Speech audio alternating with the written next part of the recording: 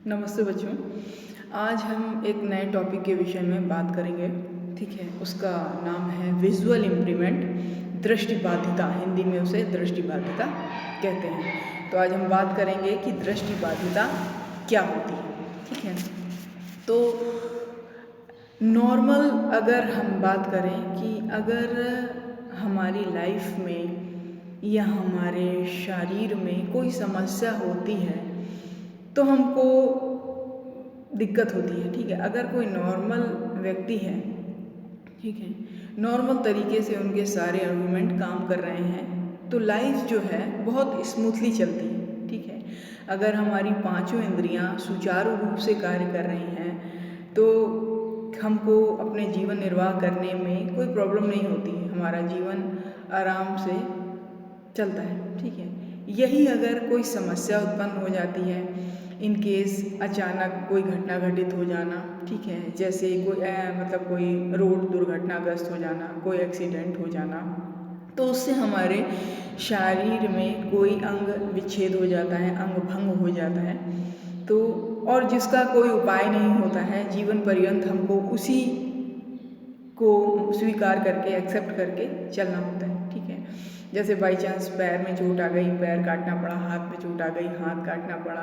ठीक है, बहुत सी ऐसे चीज़ें हैं। ठीक है, तो उन्हीं के साथ फिर हमको जीवन पर्यंत जब तक संसार में रहना है वैसे ही बिना हाथ के या बिना पैर के जीवन निर्वाह करना होगा। ठीक है, और कुछ ऐसे होते हैं जो जन्मजात होते हैं। ठीक है, जिनको जन्म से ही देखने में दिक्कत होती है, ठीक है, ब्लाइंडनेस होती है, लो विज़न की समस्या होती है, तो उनको समस्या होती है। ठीक है, कुछ ऐसे होते हैं, जैसे बात करी थी कि वाक्य दोष होता है, श्रवण दोष होता है, मानसिक मंदता वाली बात होती है, तो अलग अलग तरीके की समस्याएं, अलग अलग तरीके की बाधाएं होती हैं जिसके द्वारा जो जन्म से ही होती हैं, तो उसके लिए जीवन पर्यंत आदमी वैसे ही रहता है जब तक इस दुनिया में रहता है। तो कमी जब होती है, ठीक है, तो आदमी को उस कमी के साथ ही रहना पड़ता है, मगर उस कमी को हम कमी ना समझकर एक अपनी ताकत बनाएं, क्योंकि कमी को अगर, कमजोरी को अगर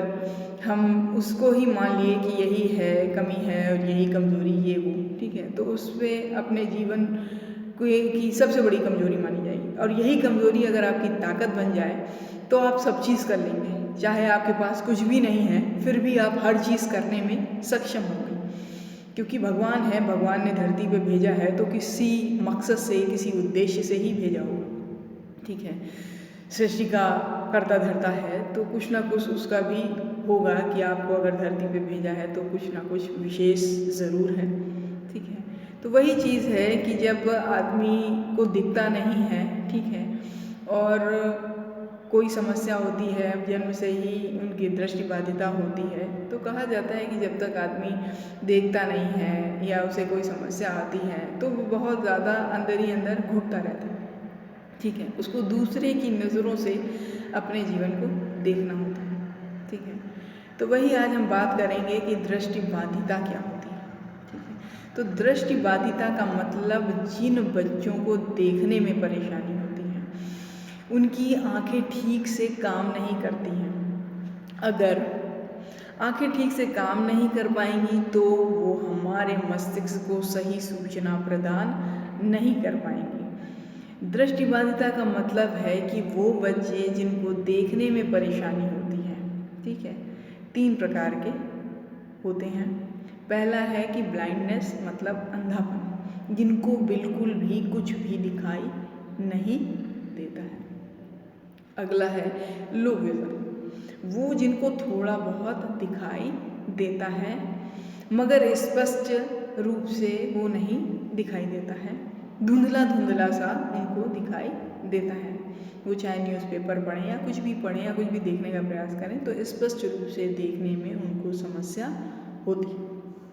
अगला है कि पर्शियल साइटनेस, मतलब इन्हें दूर या पास की चीज़ें नहीं दिखाई देती हैं। मेन इसका यही है कि दूरी से संबंधित समस्या होती है, मतलब दूर का देखने में उनको समस्या होती है, पास का देखने में उनको समस्या होती है। तो वही है कि इनको दूर पास की चीज़ों को देखने से संबंधित समस्या उत्पन्न होती है, उनको स्पष्ट रूप से दिखाई नहीं देता है। यही है, इसी को हम कहते हैं कि दृष्टिबाधिता है। ठीक है, अगला हम बात करेंगे कि दृष्टिबाधिता वाले बालकों की हम पहचान कैसे करें। ठीक है,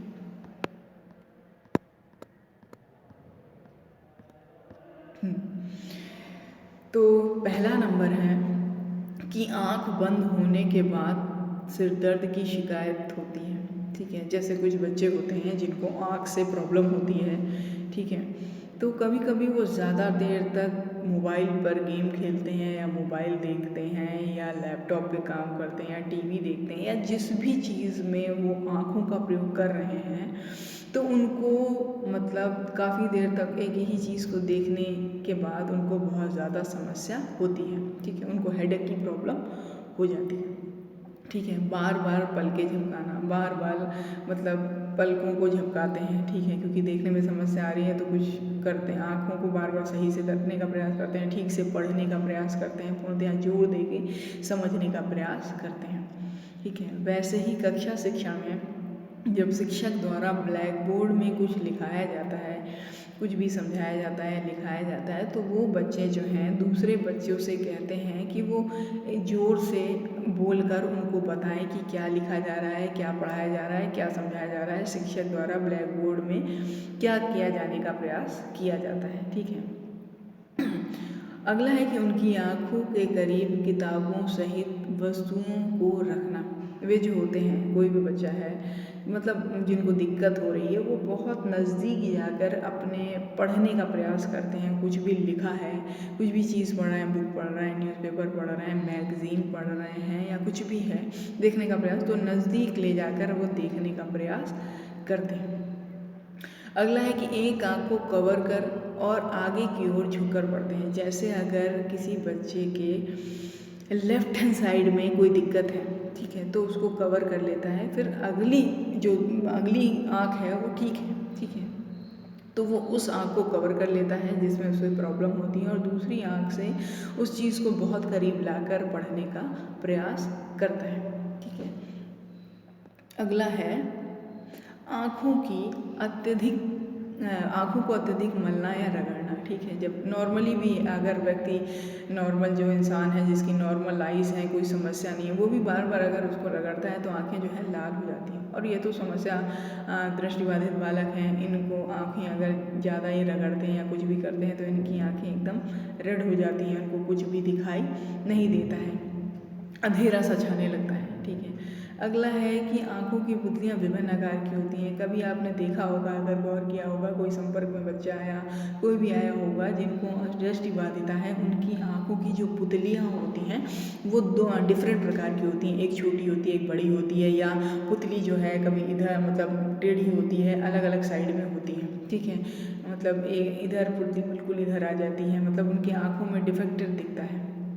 ठीक है, अगला है कि प्रकाश के प्रति बहुत संवेदनशील होते हैं। ठीक है, नॉर्मल भी है कि अगर हम सूर्य की तरफ देखें, लगातार देखते हैं, नॉर्मल आइज वाले भी सूर्य की तरफ देखते हैं और उसके बाद थोड़ी देर बाद जब हम वहाँ से दृष्टि हटाते हैं तो हमारी आँखें चौंधिया जाती हैं, हमको कुछ दिखाई नहीं देता, समझ में नहीं आता। ऐसे ही ज़्यादा लाइट या कुछ भी होने से प्रकाश ज़्यादा तेज़ रेटिना में जब प्रकाश पड़ता है तो रेटिना की जो पुतलियाँ हैं वो सिकुड़ने लगती हैं, बढ़ती हैं, सिकुड़ती हैं, बढ़ती हैं, सिकुड़ती हैं। तो वही चीज़ है, जब दृष्टिबाधित बालकों के ऊपर एकाएक अचानक से उनकी पुतलियों पर प्रकाश पड़ता है तो वो संवेदनशील हो जाते हैं, बहुत ज़्यादा अजीब सा व्यवहार करने लगते हैं, सहम जाते हैं, एकदम से चौंक जाते हैं। ठीक है, तो वो संवेदनशील व्यवहार करने लगते हैं।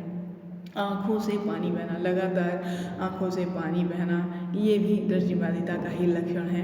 चलते समय गलत कदम रख देना। ठीक है, जिनको समस्या है देखने में, जिनको समस्या है और अगर रोड जो है प्लेन नहीं है, ऊबड़ खाबड़ है, ऊंचा नीचा है, खाली है, ठीक है, तो उनको चलने में समझ में आ नहीं रहा है, वो नॉर्मल चल रहे हैं, समझ में नहीं आ रहा, गड्ढा आ गया, कुछ भी आ गया, तो वो लड़खड़ा जाते हैं, वो गिर जाते हैं। ठीक है, तो वही गलत कदम उनके पड़ जाते हैं। अगला है दूर की वस्तुओं को देखने की कोशिश करते समय शरीर की इंद्रियों के अनुमान लगाते हैं। मतलब कोई भी चीज़ है उसको देख रहे हैं या कुछ भी है तो उसका है वो एक अंदाज़ा लगा लेते हैं कि हाँ ये हो सकता है, ये वो हो सकता है, मतलब अंदाजे से अपने कार्य करने की कोशिश करते हैं।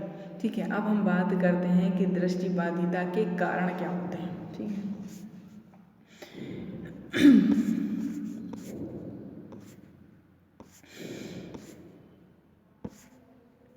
हाँ, दृष्टिबाधिता के कारण जो हैं सामने है कि दृष्टिबाधिता का कारण वातावरण तथा वंशानुक्रम दोनों को ही कहते हैं। वातावरण और वंशानुक्रम दोनों को ही कहते हैं। इसका मुख्य आयोजित जो है वो समस्या होती है। ठीक है, समायोजन की समस्या होती है, मुख्य रूप से समायोजन की समस्या होती है। ठीक है, समायोजन से तात्पर्य निकट दृष्टिदोष का होता है। दृष्टिदोष दूर की वस्तुओं को देखने में उनको कठिनाई होती है या आसपास की वस्तुओं को देखते हैं। आशंकित रूप से दृष्टिबाधित बालकों का कारण होता है। इसमें जो है जो मतलब बालक होते हैं, दृष्टिबाधित बालक होते हैं, वातावरण वंशानुक्रम आदि की समस्या होती है। इसी के कारण वो समायोजन ठीक प्रकार से नहीं कर पाते हैं। ठीक है, केंद्रीकरण के द्वारा उनके उपचार करने का प्रयास किया जाता है, उसमें भी उनको कई तरह की समस्याएं होती हैं। ठीक है, गंभीर समस्या को पूर्ण रूप से जो भी उनकी गंभीर समस्या आंखों से संबंधित होती है, जैसे ब्लाइंडनेस होती है, वो गंभीर रूप से है। ठीक है, उपचार करने के बाद भी, कई प्रकार के ट्रीटमेंट के बाद भी उनकी जो रोशनी होती है वो तीव्र मतलब पुनः वापस आने की संभावना बहुत ही कम होती है, नहीं के बराबर होती है। ठीक है, मतलब इसके अतिरिक्त अन्य बीमारियों के कारण भी आंखों का केंद्रीकरण आंतरिक बाह्य हो जाता है, जैसे एसोफीनिया जैसे दृष्टिबाधित समस्या होती है। एसोफीनिया नामक भी समस्या होती है, जिसके कारण ये गंभीर समस्या है, जिनके द्वारा बालक को देखने में, समझने में, पढ़ने में बहुत ज़्यादा दिक्कतें आती हैं। ठीक है, तो इन सब बालकों को जब भी अध्ययन कार्य कराया जाता है, जो भी पढ़ाया जाता है, उनके लिए ब्रेल लिपि का प्रयोग किया जाता है। ब्रेल लिपि का प्रयोग किया जाता है, उसी के माध्यम से मतलब उनका अध्ययन अध्यापन कार्य होता है। किताबें भी उसी माध्यम से होती हैं। बालक जो है स्पर्श कर कर, महसूस कर कर ये पढ़ सकता है कि क्या लिखा है क्या नहीं लिखा है। उसकी भी उनको ट्रेनिंग दी जाती है। विशिष्ट शिक्षा वाले, विशिष्ट शिक्षा में जो शिक्षक होते हैं वो इन बालकों को शिक्षण कार्य करने में विशेष रूप से सुविधा प्रदान करते हैं। उनका पूर्णतया शिक्षण कार्य जो है उसको उनके द्वारा ही पूर्ण किया जाता है। जो भी शिक्षण से संबंधित, अधिगम से संबंधित जो भी समस्या होती है, उस समस्या का समाधान इन शिक्षकों के पूर्णतया सहयोग द्वारा करने का प्रयास किया जाता है। ठीक है, अगला जो है कि क्या समस्या होती है, क्या मतलब क्या क्या समस्याएं इन बालकों को होती हैं, उसके बारे में हम अगली कक्षा में बात करेंगे। ठीक है, धन्यवाद।